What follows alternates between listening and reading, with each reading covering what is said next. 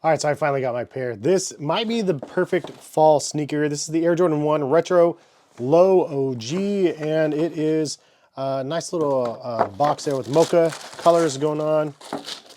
Speaking of Mocha, we have a pretty nice pair. This is like one of those shoes that it's like if you like the brown like sort of sneakers and stuff, this is going to be one that I think is going to be a must for some people out there like myself. Other people might have just saw the way from the Travis Scott stuff and not really been on that like trend of the brown sneakers. I personally love brown sneakers. That's part of the reason why I was really excited for the first Travis colorways, the Mocha highs as well, the reverse mochas, and all of the other ones. Like I have pretty much all of those ones, but I do love the brown on the sneakers here, and obviously it's kind of like the perfect fall sneaker. So part of the reason why I think that you should consider copping a pair of these, they look good as well. Like for those people wondering, overall, like this is look pretty nice. The black leather is like meh, regular. The cream leather on the side panels feels decent.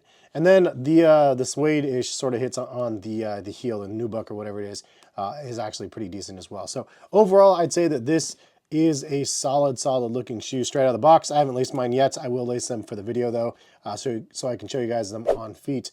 But is this a pair that you guys are interested in copying or not? Leave a comment in the comment section, let me know. I will post a link in the description as well as a pinned comment for those people that are interested in buying them over on Nike. I believe they're 140, but there's a full size run as of me recording this video now. I don't see that changing anytime soon. Feels like they made a ton of these to really just satiate the palate of the people that wanted the Travis lows and highs, and the fact that you're able to get these in a full size run I think is super awesome. I do like that it is a low OG as well. And just to show you guys a couple of the other ones that I have here. So I do have the Travis 1 lows. This was one of those ones I had to pay resale for, but one of the ones I wanted. I love the brown color of this one. Then we do have the Travis highs as well. I lace swapped these, did some crazy orange laces as well as some pink laces that they came with. I think this is one of the most popular brown Air Jordans that have released. Really solid colorway, and obviously Travis Scott did a lot of good things with this one. And then the one that was kind of the takedown version of that, if you will, but this one's still a good one.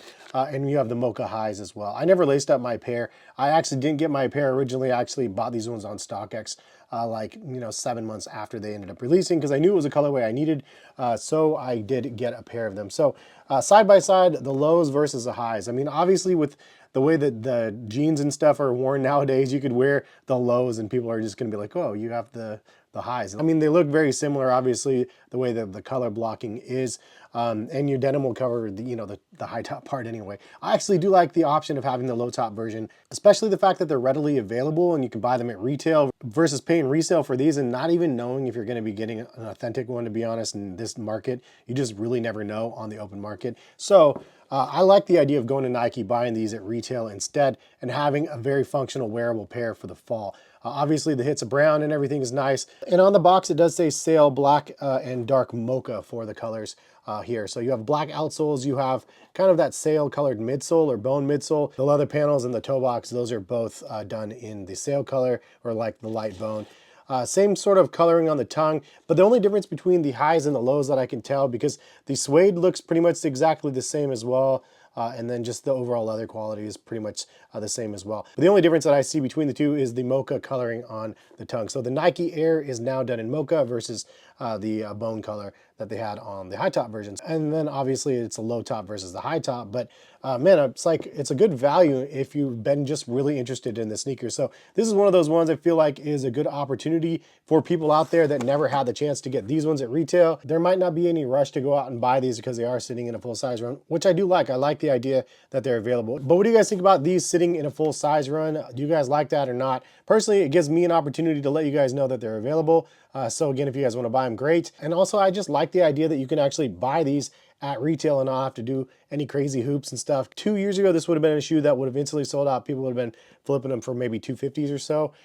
And now they're just sitting, and I love it. I think it's such a fun moment. Now, obviously, I'm just somebody that really enjoys sneakers. I'm not really on that resale side of things for the most part. So this would have been like an opportunity to make money back in the day, and now it's not. So maybe it doesn't have as much attention as some of the other stuff out there. But I personally, man, like I said, I've always liked brown sneakers.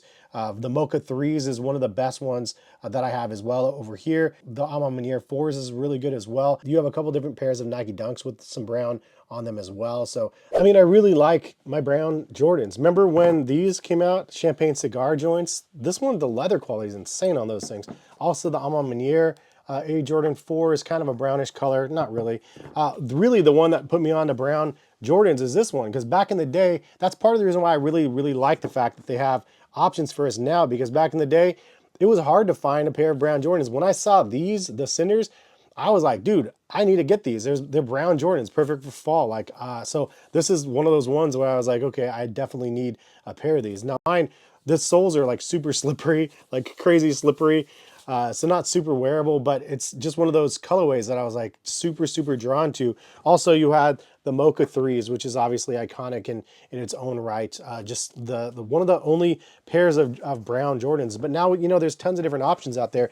And with options comes opportunities for you to be able to buy them at retail and stuff. So I like it. Leave a comment in the comment section. What do you guys think? Is it something you guys are vibing with or not? Again, appreciate you all for stopping in and checking out the video. But overall, man, I'm really stoked that this one actually ended up coming out. It's nice to have an option to the high top version. Even though I have that one, like for those people that don't, like this is a great opportunity in my opinion. So we'll leave it at that. Thank you guys for stopping by and watching. I hope we'll see you back on the channel for some more sneaker content soon. All right, peace guys.